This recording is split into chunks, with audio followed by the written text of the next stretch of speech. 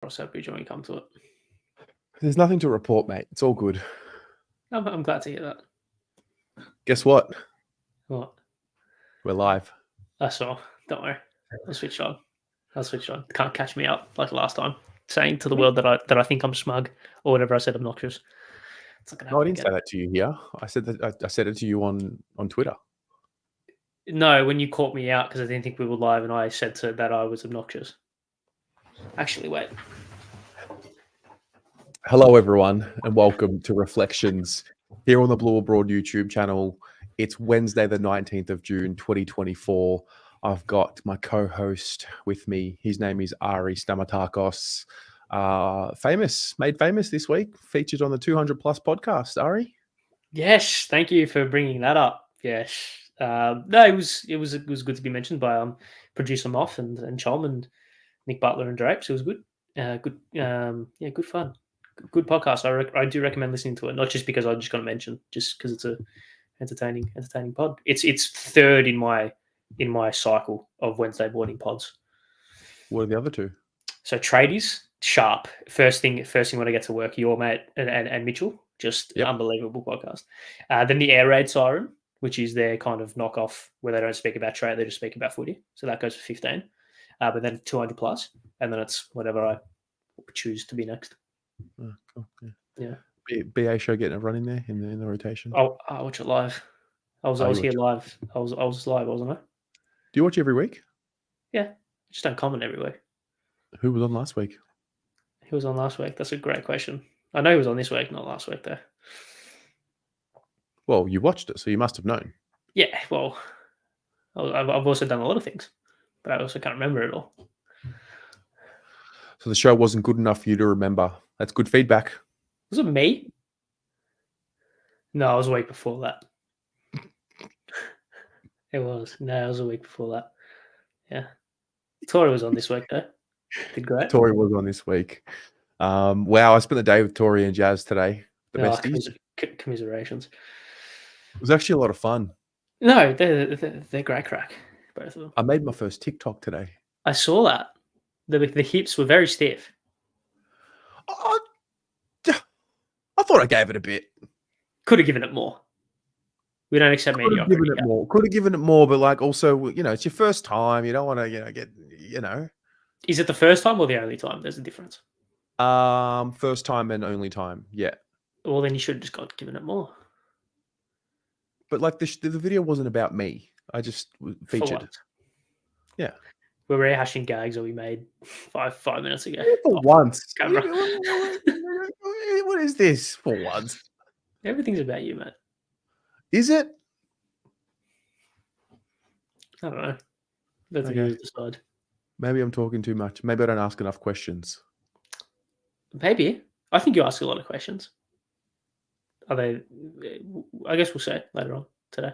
How was the? I'm assuming a video was made at the G with the. Yeah, we filmed an interview, so like a serious, not serious, kind of serious, like a good conversation, which is editing and rendering and uploading as we speak, and then I wanted to do film some other short form content, and the girl's like, "Oh, do you want to do a TikTok?" I'm like, yes, I do want to do. Happy to do a TikTok, but like I want it to be cool, hip hop music.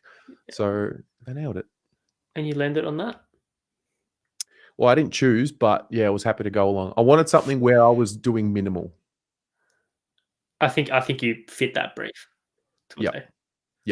So anyway, that was today. And here we are. Reflections with you, mate. How good. The best time of the week, I assume. I look forward to this a lot. Like a lot. My Wednesdays are like the best part of my week. For reasons I said today, the pods. Love a big trade, 200 plus man. Also get to do this. It's a good day. Yeah. Well, Jimmy R is in the chat. He was saying like a bit weird that we're doing reflections when we've done it before. So what are we going to do?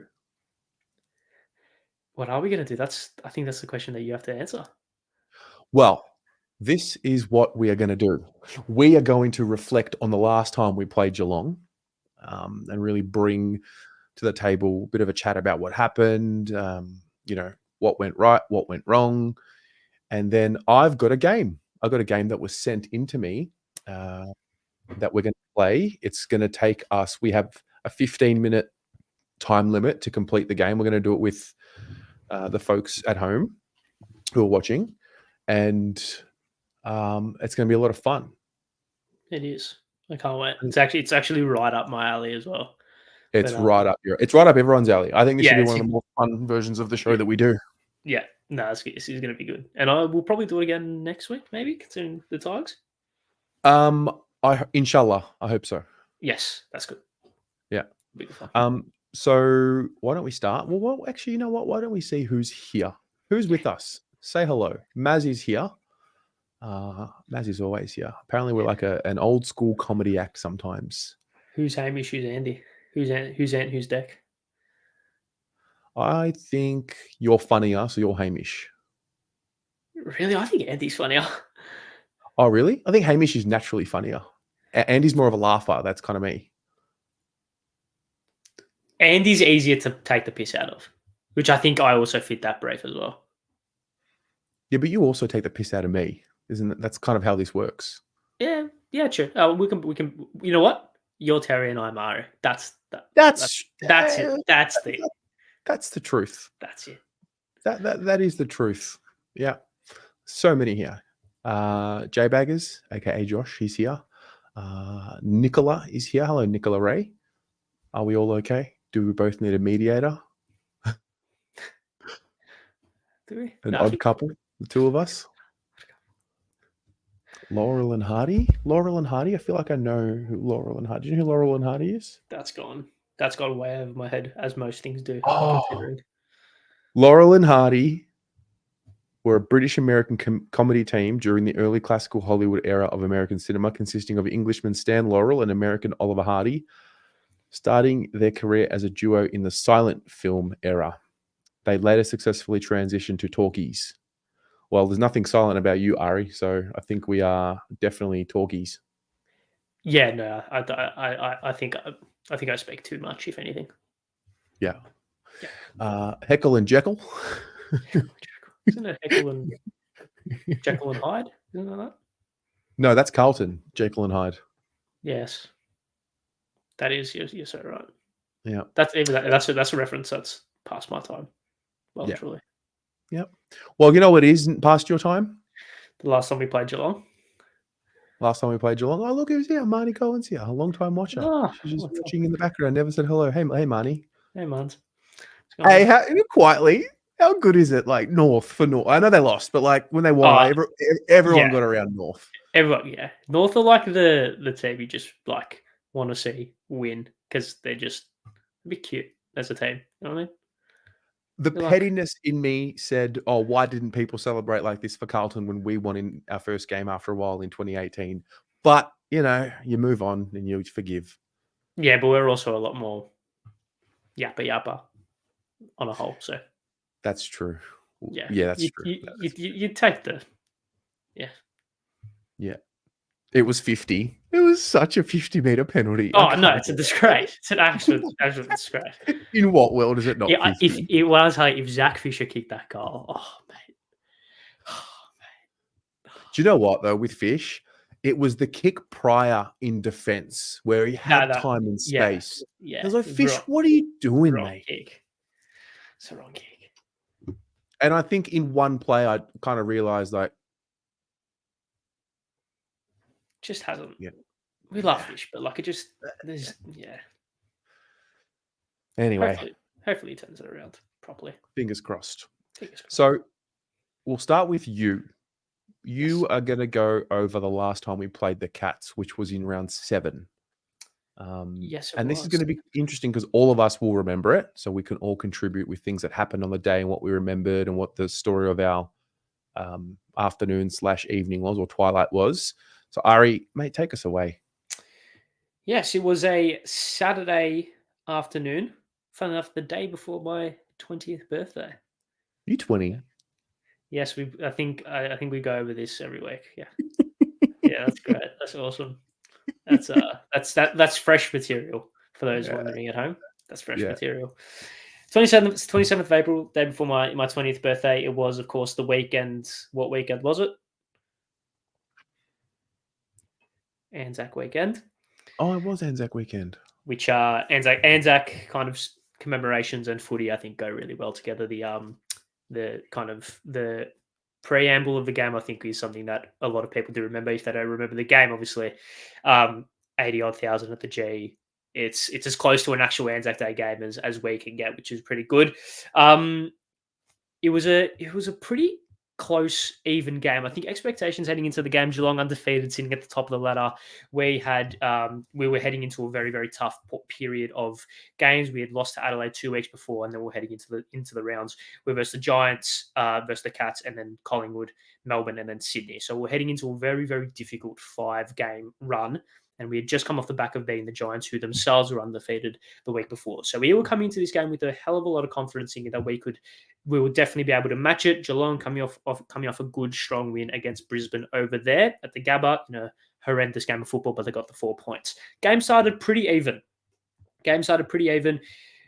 Geelong got the first through Jeremy Cameron, who kicked 5 goals for the day and has kicked 11 goals in his last 2 games against us. So that'll be a big watch, and I think it will be a very big talking point heading into Friday night. That was quickly responded to by who kicking their first AFL career goal? Jordan Boyd. Correct. Nice little sidestep out of a stoppage and laced it. It was almost like a field kick, which just went straight to the middle. And he's one of the better executors of field kicks for the Carlton Football Club and in the competition. So it was good to see him get off the mark. The boys got around him, and then from there it was a story of missed opportunities.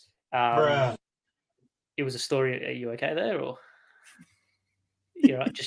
You're just trying to put me off? Is that what's going on? Sorry.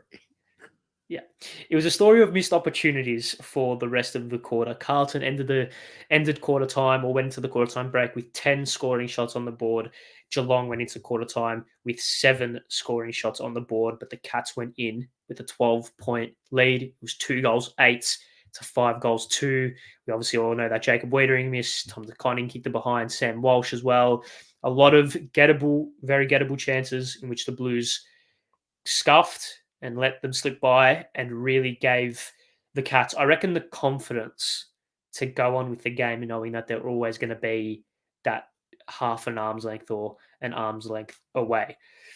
Second quarter was relatively even. It was a 4-goal to 5 second quarter, but the Carlton were still hanging around in the game, but could never finally break through and hit the front. Carlton did not hit the front at all after Jordan Boyd's goal. So Jordan Boyd kicks a goal and Carlton got out to a 2-point lead, and then Graham Myers kicked a goal to bring it back to 4 points for the Cats, and the Blues did not hit the front until that point. But insane that the highest lead of the game until the latter stages of the last quarter was only 25 points just after halftime. So I think that's pretty much the story of the game if we're looking at it from that perspective. Missed opportunities and the Cash just being a little bit too good and a little bit too ruthless. Couple that with the 2 goals 8 starts of the game. For the Blues, not good at all.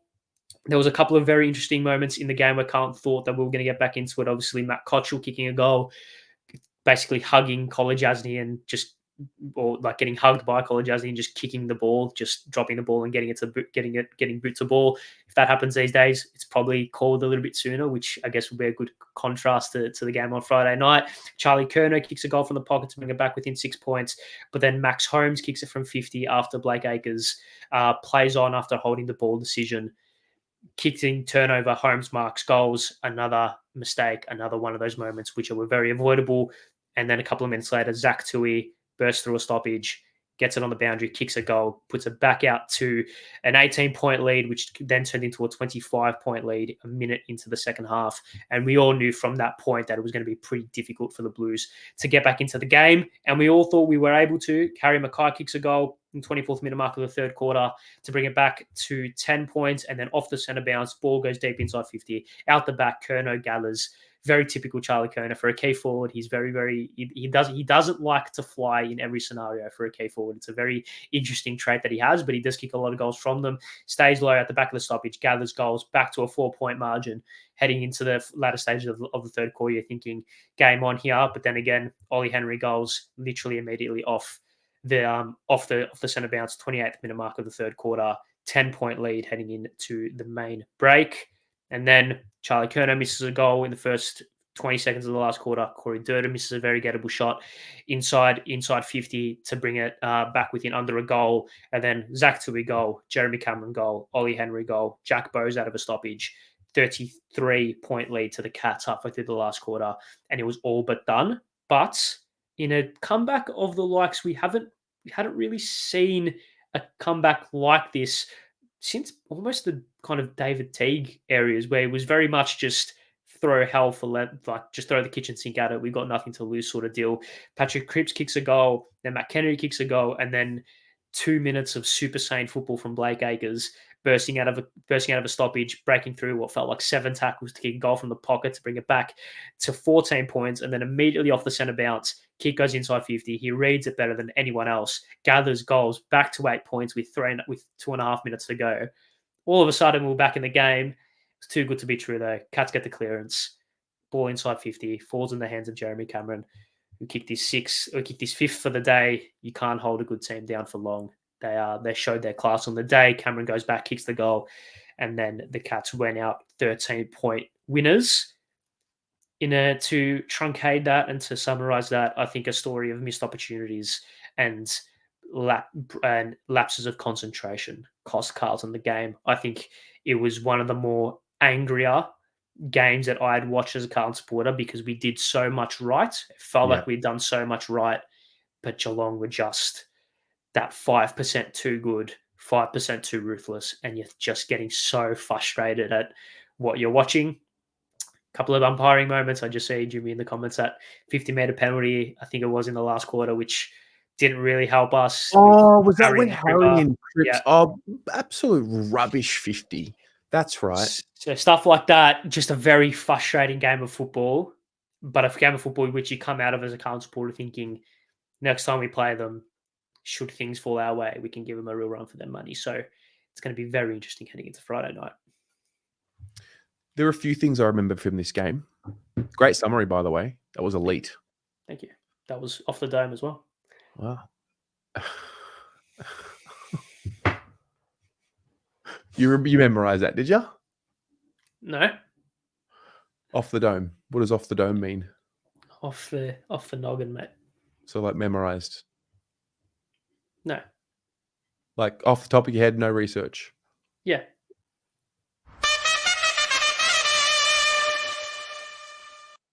You remember that Charlie Kerner comparison earlier? Or the other week? Or a month ago? Yeah, I regret it. Tough. Yeah. No, I remember a few things from this game. 2 goals 8 at quarter time for Carlton. I remember that. Yeah. I remember at the end, I remember the comeback. I remember Cripps kicking his goal, and I remember him turning around saying, there's still time.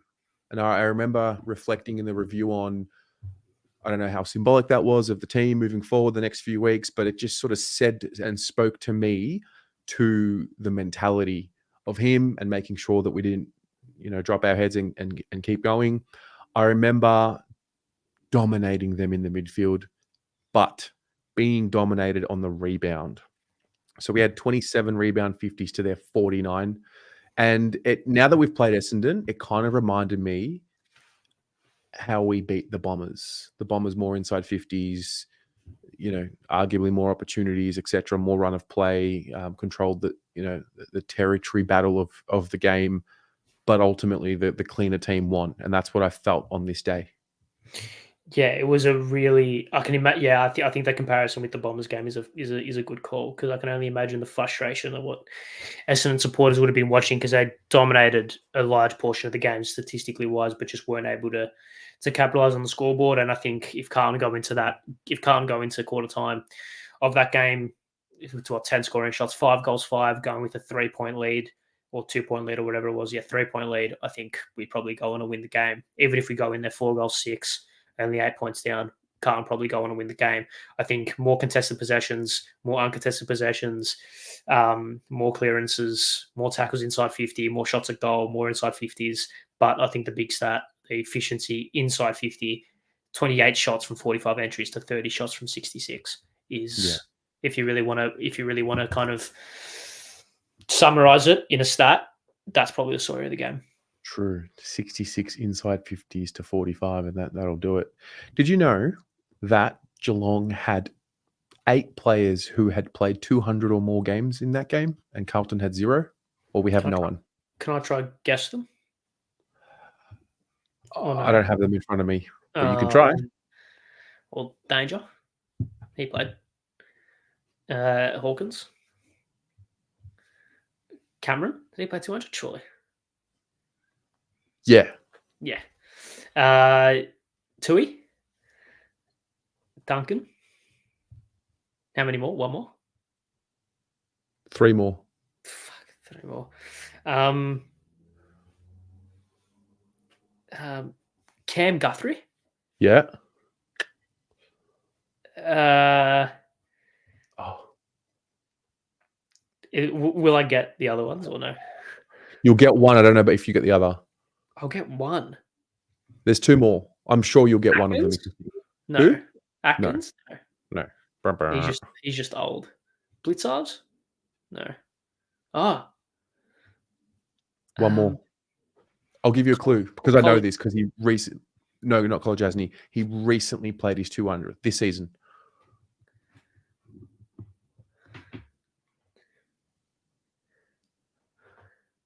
Position? Can't tell you. You'll know straight away. Okay, which so in turn probably tells you. Oh, Stanley? Yeah. Yeah, there you go. That was very good. Good That one, was mate. impressive. Yeah. Very, very, very good. Very impressive. I'm on song too. Yeah. Also, we had on that day, the average games played for us was 79.7. The average games played for Geelong was 152.3. There you go. Yeah. I think that's a good representation of the game as a whole. Yeah. We just felt like we were like 3% off it. Yeah. And you don't give Geelong 3% because I'll take 30 and then it's game done. Yeah. You know what was also curious? Vossi's comments after the game. So obviously we had only played up until that point in the year, and he really went in and he said, that was unacceptable, which it was, of course, but I was really fascinated with that was the first time he'd really gone in like that after a game. Yeah, it was weird considering the week before and the good performance against the Giants, and even the week before that where we lost to Adelaide, but it was one of those games where Adelaide were extremely accurate and they played the game of their lives. They were under the pump, backs against the wall, and they were able to respond. I think up until that point, we hadn't really played a bad game. Mm-hmm. And even so, I don't even think this Geelong game was overly bad. Like the way that they can't performed. So I don't know if the messaging was identical behind closed doors as to what was put on for the media, but it was interesting, and I think raised a lot of questions about the standards that have been set. Like maybe in terms of the difference in the standards of the fan base for the majority and for the most part in comparison to what's behind closed doors. Yeah. Tom de Koning, I think, played well in this. No, he kicked 0 goals, 3. He didn't play poorly, but he didn't play as well. And I guess my next question is: there's 2 players I want to talk about. Firstly, or 2 situations I want to talk about. Firstly, Lewis Young played in this game, and he played on Jeremy Cameron. And Jeremy Cameron was awesome, and to be honest, probably hasn't really been as good since that game. Assuming Lewis Young's not going to play this week, what's the matchup? I think it's Mitch McGovern. Is it though? Isn't he sore? Didn't he get the knock at the end of last game, and then he's coming off the ribs before that? And is he the right matchup? Cross the white line. Well, my theory and my analysis of it is I don't think you can take Jacob Weitering out of the defensive 50, and I think the best way to counter or to match Jeremy Cameron is you basically have to follow him. You can't let him roam up the ground free, get those 20 touches, and then roam back inside 50 because that's where he gets lost. That's where you can't really pick him up because he's so evasive. His tank is unbelievable. So I think you need someone. I think Nathan Broad did this for Richmond a couple of seasons ago and really basically tagged him up and down the ground to not allow him to get those easy touches, not allow him to get back into the game.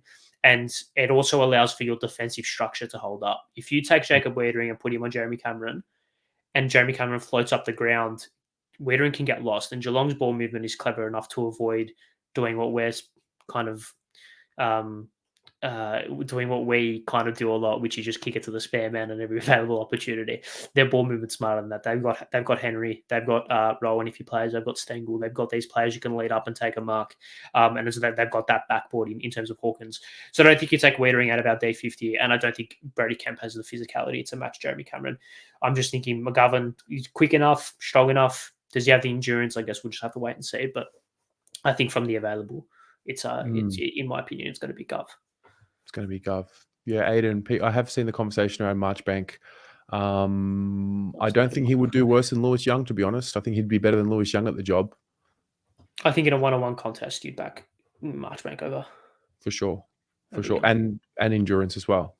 It's just that Marchie hasn't played a lot of footy at the AFL level now. He's sort of played in the twos a bit now. But yeah, that's one I'll be looking out for. I don't know what the answer is.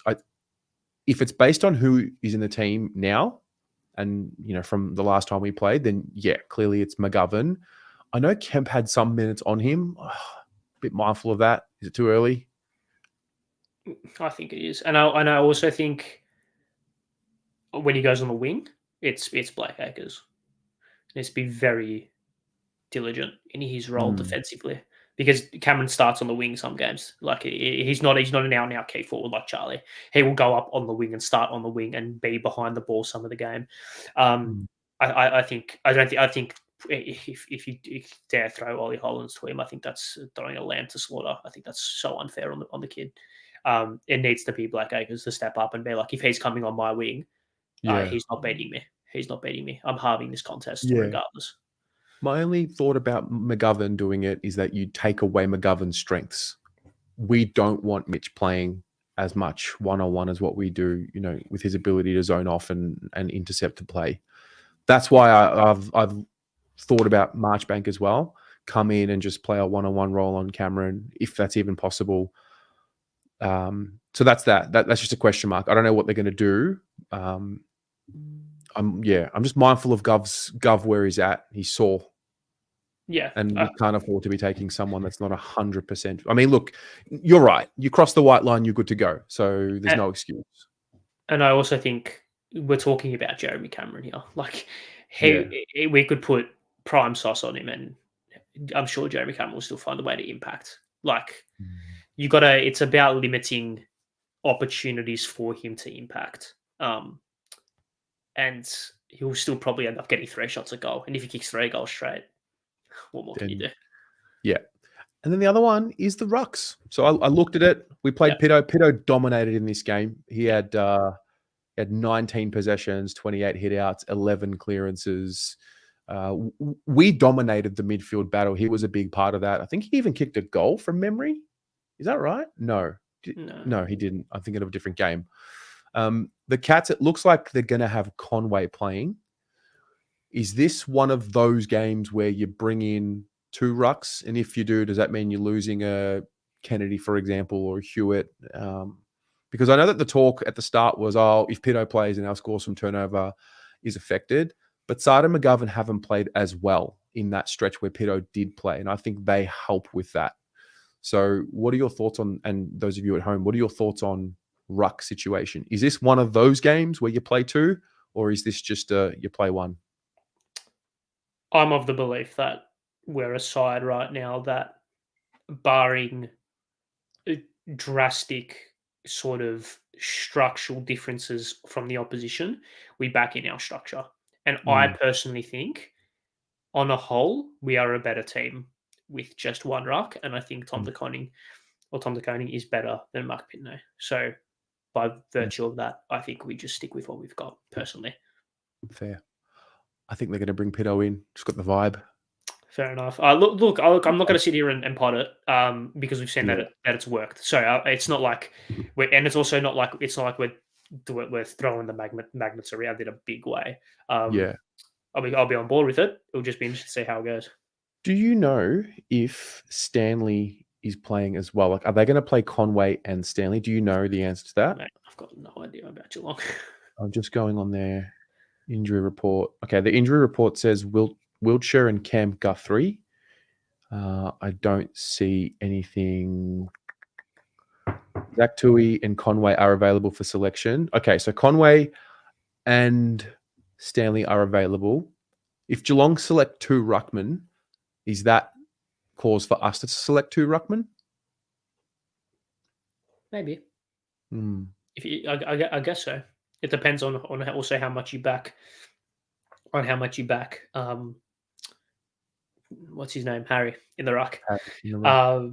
But because they played just Stanley in the ruck Yes. against the Swans, and Brady Grundy basically played his best game all year. Yeah. True. So, I mean, or one of his better games. He's in All Australian form, so you can't really take a lot into that. But and I'm not saying Todd DeConning is Brody Grundy by any means, but to be fair, they are quite similar sort of prototypes of ruckman, agile, fourth midfielder, gets around the ground, etc. So it's going to be fascinating to come tomorrow night. Motlop, in, out. I'm very ambivalent towards it. If he comes in, great. If he doesn't, I still back the structure that we've got. Look at you, mate. Next man up mentality. Love it. No, it's called fence sitting, my friend. Oh, you don't have an opinion, or you don't care? Yeah, my opinion is I don't care. Yeah, fair. My opinion is if I look at a team tomorrow and it says no changes, I'm like, great. If it says Pitney and Motlop in, great. If it says Motlop in, great. Whatever. Like this is one, like, in my opinion, we are a good enough team now. We're a good enough squad now that, barring Michael Voss having a rush of blood to the head and playing Charlie Keno at fullback and Jacob Waring in the ruck and Blake Acres full forward, whatever, we're fine. If that makes sense. Mm-hmm. Mm-hmm. Like if we just if it's sort of normal in a sense, we're fine. In my opinion. Okay. Maybe we'll revisit it at the end. I want to turn to the next game that we're going to do, and we're actually going to play a game. I'm not going to go through the specifics of a game. So, Ari, do you know we have people that really watch this show? Yeah, I know. No, like really watch this show. This is going to be one of the first times this happened. So I got an email from Cameron. Yeah, I got an email from Cameron. He said, "Hey Terry, Jeremy? I've been, no, just Cameron. I won't reveal his surname. I haven't. You get it because Jeremy Cameron. Yeah, Jezza emailed me and said, "Hey mate, do you want to be watching the reflections? Love it." We've only got like 2 degrees of separation to Jeremy Cameron, but that's well. If you let me finish the sentence, you're going to get a nice pep up here. But when you're ready, mate. Sorry, I'll mute. You know what? No, it's Ari Day. No, it's Ari Day.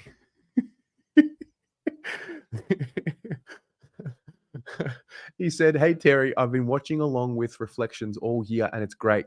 The second must-watch show of the week after the player ratings. That's massive. It's huge. It's humbling. Yeah. Very nice. Each week, I've been trying to remember the 22 from the games discussed on the show and see how many I get right. With Geelong coming up, I've put together this quiz on Sporkle of our selected 22 from round 8, 2015 versus Geelong. If you and Ari would like to give it a shot, hopefully you both have wins in mind so this one doesn't clash. If you both like the idea, I don't mind putting one together for the weeks ahead as a bit of fun. Cam or Foxwood in the live chat. Foxwood, are you with us? I don't think I've seen your name, but if you are, say hello. So this is what we're going to do. Round 8, 2015. Those of you watching at home, you're going to play along. Don't go and check. Yeah, I'm not going to look at the chat. I want to do this. I'm not going to look at the chat. I'm going to share my screen. We have got 15 minutes to get and select the 22 that played on the day. We do get a hint if we need it, so we can play this all together. So I'm going to share my screen. This is it. I'm not going to press start just yet. What I will reveal is this. We got belted. 9 goals, 963, 22 goals, 8, 140. I did see when I was checking, I saw one player that played. It was Cade Simpson. So, I just want to... But not exactly niche.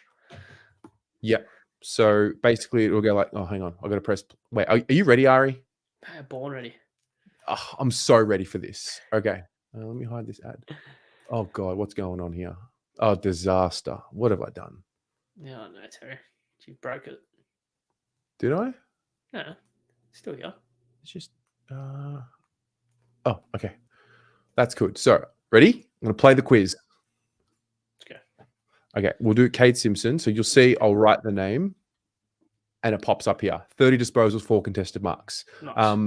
We're on the clock, so give me some names. Okay. Murph. Sure. So those of you watching at home, we have to type in players that played in round 8, 2015. Don't check. 15. Murphy is in there. Cruiser. Matthew Cruiser. No. No. Oh, Okay. God. Okay. Who would have been? Levi for sure. Yeah. Yep. Who would have been our ruck? Warnock. Bryce Gibbs. He wouldn't have played ruck, but he would have played. He would have played. Yep. Warnock. Injured before halftime. There you go. Warnock. On the left, you see the position. Robbie Warnock. Yep. Surely. Warnock. Yes, very good. Let's have a look. Jamison. Let's have a look. Michael Jamison. No. Is it EL or AL? Oh. What do you mean? Michelle? No, EAL. Mike A.L. What? I don't know. Ari, no. I know Michael's. Okay, I know Michael's. I spelled their name like that. That's besides the point. Sam Doherty. Yep. Yes. Oof. 15. Lockie Henderson. Oh, good call. No. Okay, not a good call. Ed Kerno. Ed Kerno, good call. Surely. Ed Kerno, yeah. 2015. 2015. What about like Cameron Wood? No, we wouldn't have played. Oh, we played Wood and Warnock. God, that's a dopey. Jesus. Sam Rowe? Sam Rowe, yes. 2015. So none of the draft. Yeah, Cripple would have played. Wederick? Or was this? No, this is 2015. Oh, yeah. Sorry. Yeah. Sorry. Yeah. I'm thinking of the 15 draft. Yeah. 2015. So who did we draft in 14? Menzel. Yeah, he would have played, I think. Yes. Good call, Ari. Very good call. What about like Kane Lucas? No. Matt Wright? Ooh. Nah, he was later. It was like Everett. Oh, how do you spell his name? It's with it. It's not. That's not it. That's it. That looks more right. There's like an I there. Okay, you know what? We'll note down Everett, and if it's right, then we'll tick it off. Okay, look at the players we're missing.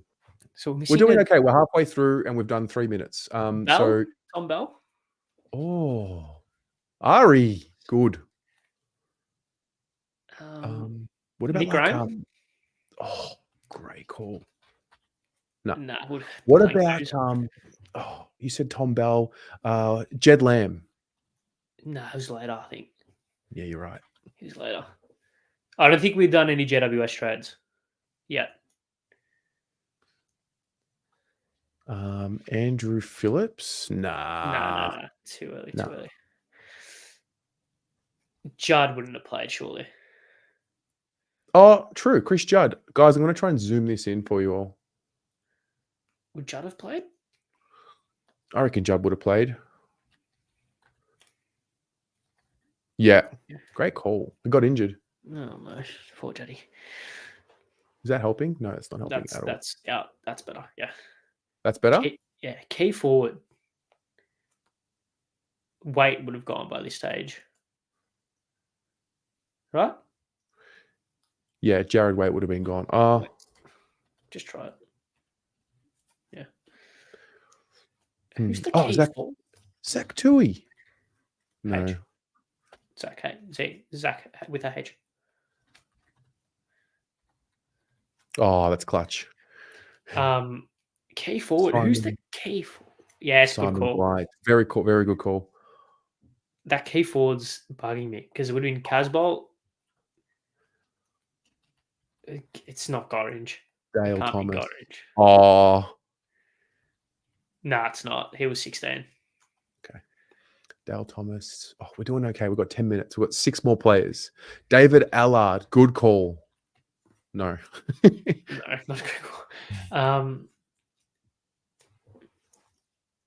Key forward. Who's kicked goals for us, or at least like Key that forward. tried to kick goals for us? Pat Kerr, No, way too early. was it? Yeah, stupidly early. Okay. Sorry. Sorry, that was a bit aggressive. Jeffrey Garland? No. So we have a key forward, a general forward, a mid forward, a defender, another defender, and a mid forward interchange.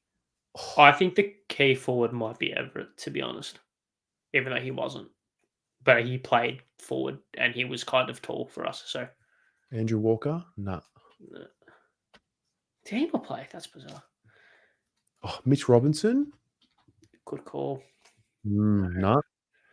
We did try Nick Graham. We've got Patrick Cripps in there. Matthew Watson? No, I think this was done Past by him, then. yeah. What about, what was his trying to think name? games from What about 20. Tom Wood? No. I'm just trying to think games from 2015. Andrew McInnes? Maybe. Don't think so though. Setanta? No, way too late. Was it? Yeah, he didn't even play in 2013. Oh. Dylan Buckley? Good call. Yeah. Oh, this would be big. Oh, very good. Nice. He was a sub. Was this his debut? No. Oh, yeah. Is it? Could have been. Could have been. I don't. Maybe. I don't know. Maybe. Could have been. All right, we've got 5 more 8 minutes. Chris Yaron, I think he was gone by this point. He was in the trade in which we got a pick and got someone. I can't remember. Liam Jones. Good call. There you go. Marcus Davies. No. General forward. Mid forward. And 2 defenders. Okay, 2015. What happened that year? Come on. All I'm thinking of the game against Port Adelaide, in which we won, and just trying to think of players who played in that game. Dennis Armfield. Oh, how good's that? Great call. A defender, a mid forward, and a defender. So we've got like Sam Rowe back in the day then. We've gone Jamo. Players who have left? Must have been. Oh, Blaine Bokhurst. I feel like this would have been a bit earlier. Yeah, I think so too. Yeah. Actually, no, because he tweeted something about Moldhouse and then he got drafted by him. So. Oh, had trick. That's elite. Nick Dygan. No. Brock McLean? Oh, yeah. Nice. No.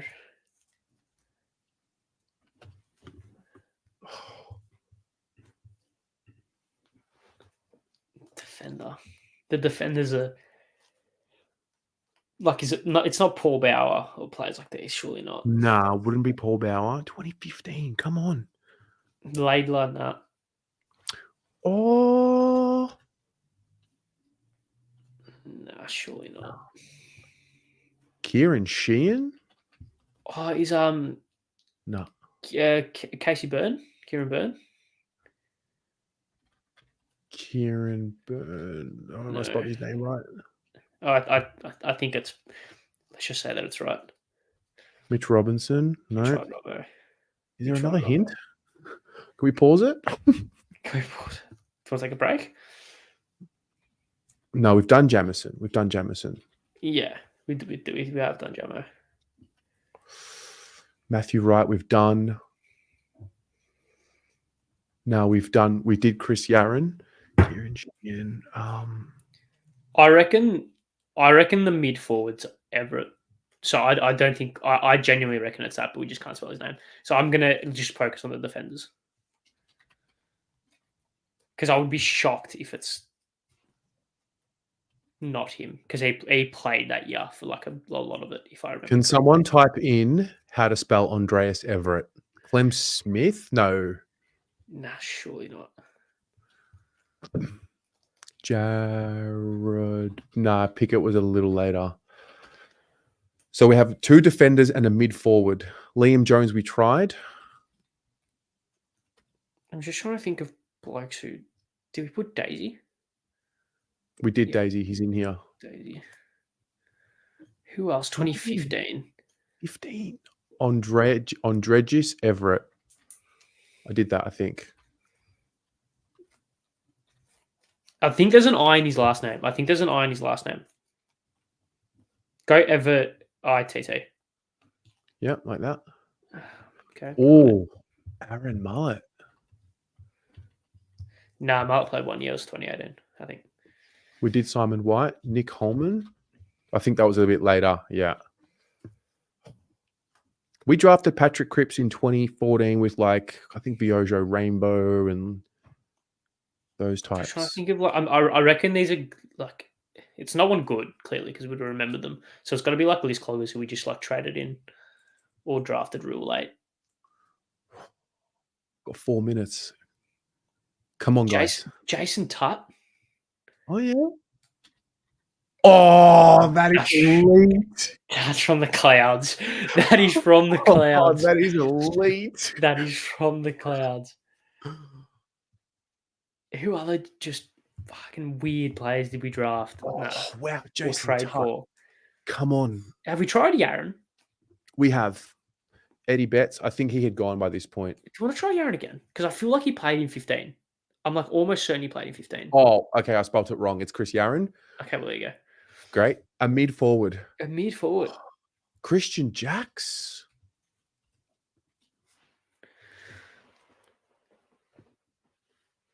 No.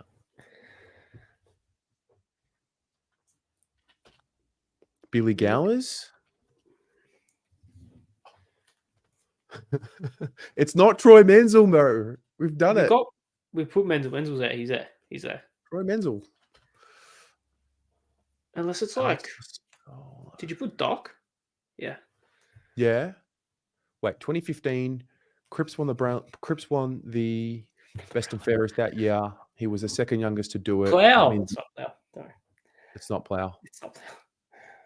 Troy Menzel with 2 L's. It's there. You've got him down already. He's on the list. He's there. Okay, Third. he's okay. Cameron Wood. We did Wood. Cameron Wood is here. Got Dennis. Right? Yeah, put Dennis. Oh. Andre. I think I spelled it wrong. Andregis Everett. Oh, it did 2 T's at the end. I-T. 1 R, I-T-T. I think. 2 R's? I-T-T. No, there's definitely an I. It's definitely I-T-T. I just don't know how to spell the first part of it. It's not him. Mark Wiley. I'm almost certain it's Everett. You were just spelling his name wrong. Go Andre, and then JS, and then EVER. Oh, there you go. There we go. We did it. And we did it a lot sooner than what we thought. We just can't spell Andreas Everett's name. Yeah, that's true. That's good from us. Gee, I am so down to play that every single week. Gee, that team's pretty obscure for some of them. Actually, it's actually not. There's a lot of recognizable names. How were we so bad? Well, because we couldn't spell Andreas. Thank you very much, those of you who sent it in. I'm talking about the team itself, not us. But there's some names there that could play. How are we that? Yeah, anyways. Sorry for a different day. Well, I mean, Murphy 25, Judd towards the end, Doherty played not his best game. I love this. Robbie Warnock, 5 clangers. Jason Tutt, 24 disposals and a goal. Fair play. What are some really insulting stats? 5 disposals, 93% time on ground. God. Bryce Gibbs subbed injured before halftime. So Judd got injured. 66% game time. Bryce Gibbs got injured. That's probably why we lost. Yeah, no, he was the deciding factor. This was the game that Simo early in the game took that mark going with the fly of the ball. I don't know if you remember that highlight. No, can't say it there. Yeah. They're very good though. Yeah. Oh. Let's do this. Novak Djokovic. There you go. Play quiz. Give up. No. Okay. Find the US states. What I will say is this, Cameron, thank you very much for Yeah, that was sending that. elite. That was elite. That's good. That's good fun. Would you do that every week? Yeah, yeah. Yeah. I think that was great. I For think that was teams that great. we've already played, for sure. Yeah. Yeah. But should there be rules as to when? It needs Probably to be, post 2015. it needs to be something we can both get. Like anything pre 9 or 10. I just have no idea. Okay, so we'll do like 2015 onwards. Yeah. Okay. Wow. I mean, we could do like a 98 just for a laugh, but I don't think it'll be fun because we'll get like 4 of them and be like, Mate, Jason Tutt is an unbelievable guest, by the way. yeah, thanks. Well, it's just I was racking through a lot, but all of them were like Jason Tutt was the only one that I knew was like before 2016, before 2017, because like I was going like Jacksh, all these guys like Clem Smith, Boker, Sumner, and they're all before 2015. Gorringe before 2015. So because I know Tutt played for the Dogs, so yeah, we might have got him at that stage. All right, I'm going to add that to the rotation. I will choose a game for next week, but yeah, a good start, a very good start. Yeah, very. That was good. That was great fun. Yeah. What else is on your mind ahead of this game? Can't wait to watch it. I was watching highlights of footy today. Not just Carlton games, and I go, fuck, I miss going to a Carlton game. It's been a weekend. It's been a weekend of getting withdrawals, so can't wait to just be there. Yeah, See it in the flesh. That'd be good fun. Friday night as well. Surely we're thinking more than 80, right? 75 minimum. I think we had. What did we have last time? It was like 80 odd from memory. It was 87,775. That's massive. Surely we can expect to match that if it's our home game, no? Is it? Yeah, I'm pretty sure it is. Well, you've got Blake on the. I guess it doesn't really matter. It is our home game. Will they come down the highway, but Friday night? It's not about them, mate. It's about us showing up. I was sitting on level 4 last game. I was sitting level 2 behind the goals. Posh. Level 2 behind the goal. Wow, how'd you get that? It's not about what you know; it's who you know. Can't wait. Once I'm behind the glass, then I can be smug. Have you sat behind the glass at the footy before? Surely. It's not really for me. Oh, wait. Would define behind the glass, like in a function room? Yeah, in a box in a function room. I'm actually going to be in a box this Saturday for the North Melbourne game. Wow, a thriller as well. Where's Marnie? She's still watching because that's right up her alley. Yeah, I'm going to be there. So I've been in a box before. 2017 it was. You want to be out there like with the riffraff, you know?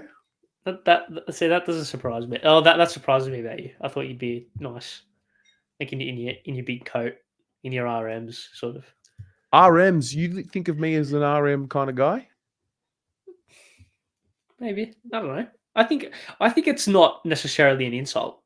I just think you're distinguished, and you're a well dressed as well is something that I'll certainly say. Thanks, mate. No, I can play both sides. But I do. I think there's more culture and there's more soul and spirit when you're, out there with the people yelling and screaming. Like, I don't mind level 2 because of the way you see the game, but level 1's where the action is. I hate level 1. Why? Because I can't see the game properly. Oh, sorry. It's not because I'm short or small. I didn't say that. You implied it with your laugh. Okay? Don't think I was born yesterday, mate. I know. You're only born, how old are you again? 20. You were only born 20 years ago. That was 2004. Oh, Marnie. Kanga. It's a big one this week. That's pathetic, mate. Yeah. Jimmy, this is also true. Level 4 is where the psychos sit. Level 4 does get very rowdy. Yeah, well, level 4 is like a lot of general admission where just blokes just go, or people just go just cause. Mm. But level 1, I can't really say. Like, I sat level 1 for the Collingwood game last year, the one that we won, and I was like, this is great, but I don't really remember the game because like I couldn't see it. But like level Okay. 4, I could like see it and like see it unfolding. And I don't care for atmosphere, to be honest. Really? Yeah, not really. I like it when there's like animosity and it's almost fearful. Like I love it. Why? Oh, there's something about it. Like you're alive. You've got to be alert in case you get bottled, you know? Like you have to be aware. Part of me wants to go back to go and playing at Marvel in front of 25,000 people because Why? I don't know, just feels cool. Maybe because That's I'm used to it. great. Maybe Yeah. it's like it's because I'm used to it. I would, I'll go to North games and then sit in a crowd where there's no one there, and then I can get yeah. that experience. I remember saw Marnie at a game this year. I was sitting level 2, and I remember saying, "Oh, how do you like the atmosphere?" I'm like, "You wouldn't get this much, would you?" Like full. No, I wouldn't mind going to like you hear the stories about Vic Park, and you go, and the Collingwood supporters would throw cans at you. Like, I want that. I want to know what that was like. No, that Not doesn't. for you. No, I'm far too soft for that.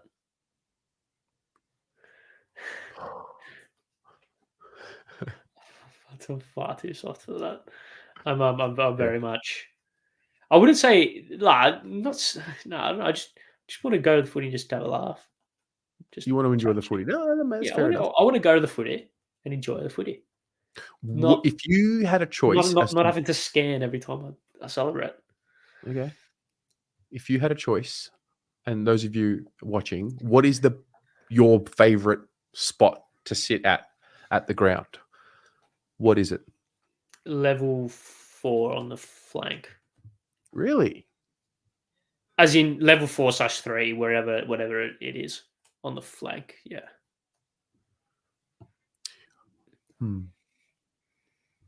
I like level 1 towards the back, but not undercover enough so you can still see the atmosphere. So you're a little bit elevated behind the benches. I think that's just elite. Interesting. Yeah, see, where I sat level 2, when I sat last time against the Cats, it was like fully undercover level 2. So it was like I couldn't see like the the ground. I could just see like roof Yeah. and like just the grass. So that's why like level 4, you could like see everything and stuff. But yeah, I don't know. Level 4. Maybe it's just because like I don't know. I'm just not a big atmosphere. I mean, I am, but I feel like we get atmosphere on level 4 anyway, Yeah. to like a Jimmy, good I level. agree with you on this. I also think level 2 right behind where it cuts you off. If you can't see above you and you can't see the crowd above you, it's very claustrophobic, and I definitely don't enjoy it as much. Although it was padded seats where I sat last time, so can't complain. Oof! Wow, this guy. Wow. Padded seats and cup holders and the works. So Hmm. maybe we can get a blue abroad box at the G. I was thinking a BA Bay. Yeah, that's exactly the same. Yeah, Why would you want to go in a box? because you can be posh and pretentious, and and you can do it and be self-aware about it. It's great. Why do you want to be posh and pretentious? Because I feel like everyone does at least once in their life. Surely. Surely. And I don't even come to me with that smirk because I know you. No, I'll give you posh and pretentious. Do you remember the cricket? Boxing As in, Day, how they had the Commonwealth Bank yellow deck. yeah. Oh, yeah. So I randomly won 4 tickets to go to that. You got 4 $100 vouchers for like drinks and food, and there was probably like 20 people on the deck. I got there and I was like, this is epic. See? See? Yeah. Yeah, but that was a vibe. It was outside. It was, it was ridiculous, and then got rained off after lunch. But yeah, that was cool. But the box, you don't hear the game as much. Yeah, not fair. I see You it. know? Jimmy in the comments. Ari feels safer in numbers so he can run his mouth. I say this would track on this would definitely track, except for I don't speak of the footy at all. So um I'm very that doesn't really work considering I'm as quiet as a mouse. Wooden benches are pretty. Yeah, Try the well, wooden benches, mate. yeah, well, I wasn't born then, was I? It's not my fault. Yeah, No, exactly. although my favorite, like my ideal sort of fully ideal, like if I could have it, like my last footy, like if I was to watch one more footy game and go to one more game, it would be like it would be a similar atmosphere to what Carl and Collingwood was this year. because Yeah, like because like we were good, they were good, but we were the favourites, and they'd come off the flag, and there was this like Pies were cocky and confident, so they were given it, and we were cocky and confident, and we were given it, and there was a bit of the back and forth, and then shame about the result. But yeah, that sort of like vibe and atmosphere. That's like if I was to watch one more game for the rest of my life, for like one more game, that would be something that'd be mad. I think. yeah. Worst spot at Marvel that I've seen someone sit is behind the scoreboard at Marvel. Yeah, amongst the bag of fans. Oh, Marvel! Oh yeah, sorry, go. I reckon I've sat in my favorite spot at Marvel. It was literally smack bang in the middle of where the umpires come out from, benches on either side, at the top of the bay, but not, I think, row G, so not enough for the roof to sort of cover your view of the ground. It was like the perfect middle view on either end of the goal. Brilliant. Yeah, I say amongst the Baggers fans in the prelim was the best seats I've had. I was going to say that at the Gabba, it was like that feeling at the Gabba was just like unbelievable because like because the ground as well and where they all had us sitting, it was just unreal. So that's probably like a vibe. That was pretty good. I didn't sit amongst the Carlton fans at the prelim. I was on the wing, smack bang in the middle, in this section of the ground where there was only like 10 rows, if that. Were you broadcast side or I bench believe I side? was, yeah, like smack bang in the middle of the ground on the wing. Yeah. Interesting. Well, Good, like do you have like reserve seats at the J in Melbourne? I have a reserve seat for Carlton home games. Yes. I don't use it most of the time though. What do you just? Is there a reason behind that, or? As in, I go in a group. So, like, if all else fails, I've got my reserve seat. Yeah, capiche. Following. Yeah. Yeah, no, fair. I'm like a level 4. You just can't beat it because you can see. But like, yeah, the myth about the atmosphere being better on level 1, like I don't. Maybe it's just members because they're just feral for the most Well, part. I actually think I sit mostly for the most part in AFL members, but I actually think like the Carlton zone bays, like I love it. Just Carlton fans just going wild. Oh yeah, because you get that safety of like every single person um is following Carlton, so you're like you can just like let go, which I guess Yeah, is good. Which I guess is yeah. good. It's perfect for you, mate. You should get a members zone membership. Sit in the 3 bays for Carlton fans. No one will hurt you. I'm not worried about people hurting me. That's where does that myth come from? No, it's not like you can run your mouth, say what you want. I don't do that anyway. I don't do that when I'm at home. So Yeah, I don't. The only time I've run my mouth is when I see someone complain about a free kick, and I'll like reply back to them like, "Where? Like, what are you talking about?" yeah, no, yeah. I just do it in a snarky, sarcastic way, and then when they come back at me, I'll just be like, "It's a joke. Don't take it seriously." Don't worry, mate. I know how you throw your digs. I'm used to it. Yeah, you're at the you're at the butt of most jokes. In fairness, but I think it goes both ways, so it works. Yeah. Hey, if you had to give yourself a football player that you are like, who would it be? I've been over this. Jack Ginnivan. It's absolutely Jack Ginnivan. I think you're the whiz. I'll take that. I'll absolutely take that. Absolutely. For sure. Yeah. Yeah. Nah, Jack Inovan is actually fair. Just without the like I'm Jack Ginnivan on the football field. What's Just wrong with Jack Ginnivan off the football field? There's nothing wrong. It's just different. Right. Yeah. As in your style of play, who would you play like?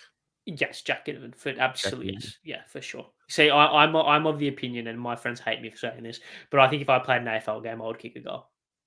And my rationale behind it is I would sit in the goal square, not move, and eventually I'll get a high free kick because I'm so short. I'll have you think of a small defender, Jordan Boyd. He's taller than me comfortably. He will Mhm. get, I will get a high free kick off him if the ball's anywhere in the vicinity. Oh, I'd back that in, actually. You Yeah, are and smart. You are very smart. yeah, I know. Yeah, I'll give you that. I Oh, try you're at gonna clip least. it. You're gonna clip it. You're Yeah, gonna clip it. that's 100% going on Twitter for sure. Absolutely. And then I back myself in set shots because that's the only thing you can like practice without actually having to play for a club. So spend What's your many days. greatest footy moment, like in a game that you've done Kicked 2 goals in the last quarter of a school footy grand final. to win? Like, were you behind and put them ahead? So we were 10 points down at 3/4 time, and we won by 8. In the granny. Yeah. What'd you do for the rest of the game? Oh, absolutely nothing. God, didn't touch it. We have a very similar story. Do I? I think you told this. Have I? So It was the prelim final. I was playing for the Tomo Bears. Played the first quarter as a forward. Nowhere near it. Like, when I say like, I mean like nowhere near it. Got benched at quarter time. Sat the whole second quarter. Sat the entire third quarter until the last couple of minutes. I think our forward went off injured. I took a mark in the goal square right at the end of the third quarter. Kicked a goal. Stayed on the ground in the fourth quarter. And then I kicked the last 2 goals of the game. We won by 3, I think it was. There's a graphic somewhere on my phone somewhere. And it's like in the papers, and it's like Tigani. But like I had like the worst game ever, apart from my moments. don't count your moments. Make your moments count. Mate, as Rocco says, may not be your day, but it could be your moment.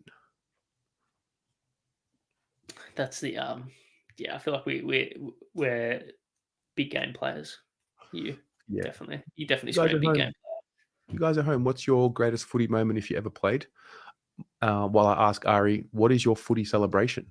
What's your go-to celebration? We'll see. I've never played footy for a club. If I was to, I don't know. I wouldn't celebrate. A postman doesn't celebrate when he delivers the post, does he? Yeah, but like you're in a granny, like you got to G up. Yeah, but it's your job. Yeah, okay, but like enjoy your job. No, I feel like I don't have the charisma to celebrate in a good way. I would just do the standard. I feel Fair. I beat my chest, like yeah, because you've got the aura. Yeah, the aura to beat my chest. yeah. You got like the kind of big man, sort of strongman, like strongman aura. Thanks, mate. Hey, why are you laughing? Why are you laughing? No, you're laughing because you're full of compliments today. It's just I'm not used to it. Thank you. Well, you should feel grateful because it's few and far between. No, I've just had a good day, so I feel I'm grateful. I feel giving. I feel giving. Shit. No. Harry would be running around the ground sticking his tongue out. No. I would do that during the game. Like you're doing one of these ones. No? Yeah, maybe. Like I would 100% duck for free kicks.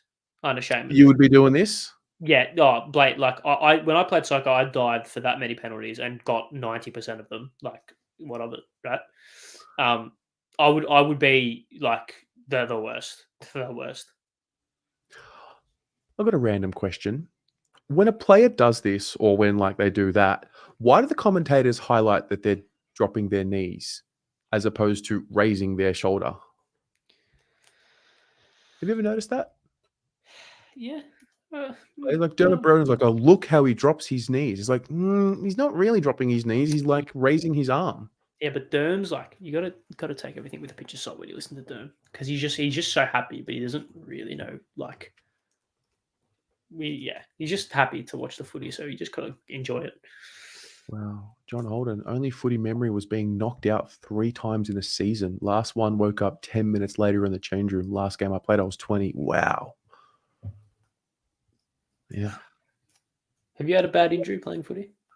I did my AC joint in like my Or second or third game playing footy because I didn't know how to protect myself. I picked up the ball at ground level. It wasn't a natural movement to me to put the ball above, your shoulders. And I got tackled and he had his hands around both of my arms and I landed like straight on the AC joint. I was out for 6 weeks, came back. That was the year we won the flag. That was the year of the prelim and all of that.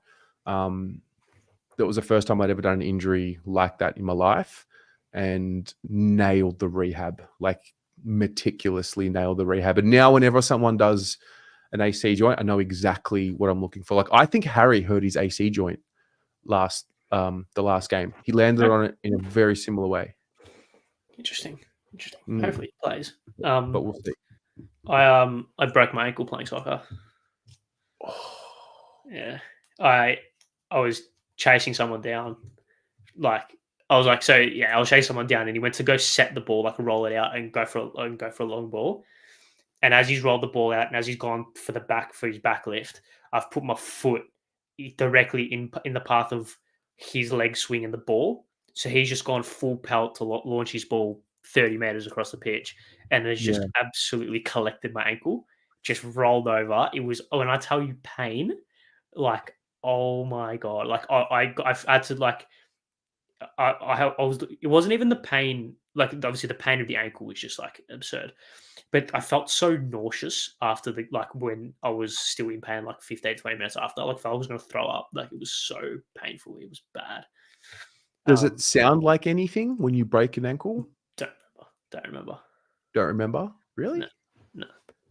Does a shot of adrenaline come through your body and then like the pain goes away because you got adrenaline pumping? Not the pain. I don't remember hearing anything because it would have just been the thud of the guy's boot hitting my ankle. Yeah. And then I tried to play a school soccer grand final 2 weeks after. No, 3 weeks after, and I didn't get selected, and we lost 4-1. And I like to think you broke your ankle, mate. Yeah, but like it was fine. And I like to think if I'd played, we would have won. But okay, so you didn't break your ankle. I did. It was more of a like more severe fracture than an actual break, but. Sometimes I'm like, who do you think you're talking to, mate? Basically the same thing. It was the bone. So the bone that sticks out of your ankle on the outside. Yeah. Yeah, it was that bone. So that was like under right my ankle. Yeah. I actually stubbed my toe. I stubbed my toe. Hilarious. No, it was that bone, and like there was a massive crack underneath that bone. Yeah, it wasn't good. Yeah. Cool. All right. Anything else? Mate, I think that's us. Anything else to sort of wrap it up? Thoughts, predictions, feelings? Carlton by 17. Hard fought game. Learn the lessons of last time, and Cats will be good. They are a good team. We learn from what we did last time, and Blues by 17. Ari, do you have a 1995 stat? No. That's just factually incorrect. Teams are coming out Thursday, tomorrow. I'm going to be here live from 5:30 p.m. We're going to hang out, watch the press conference, etc. Maybe we'll play a little game, and we'll go from there. What are your predictions for the ins and outs? Ins and outs. I think. I heard that. That's unbelievable. That's some of your best work. I think Pito's going to come in. I just got a feeling. Yeah, I do. I've just got a feeling he's going to come in. I thought he was so good for us last time we played, and Motlop probably in for Carroll or Durden. And then Okay. I'm just not sold on believing that McGovern's going to play on Cameron. I think it takes too much away from Mitch, and I have a feeling that they might bring in Marchie for the job, but I don't know. You? So you're going 3 changes. I'm not making them. I think this is just a matchup Sorry. situation. Yeah, I mean, I don't know. I'm just guessing. Because Chera's not ready. Yeah, I reckon if we do anything, it'll be Motlop in for either Durden and then Carroll moves to sub, or Motlop straight in for Carroll. I If I had to give a percentage on if I think Pitto comes in, I would give it a 40% chance Pitto comes in. I don't think we're going to bring in defensive reinforcement. That might come back to bite me, but I don't think we will. Fair. Yeah. So I think I'll say no changes. I think we'll go in unchanged. In unchanged. All right. We'll find out tomorrow. 6:20 the teams will drop, and we'll go from there. Ari, you have a good night, mate. Yes, you too. You too, my friend. Bye, everyone. Go Blues. Ciao.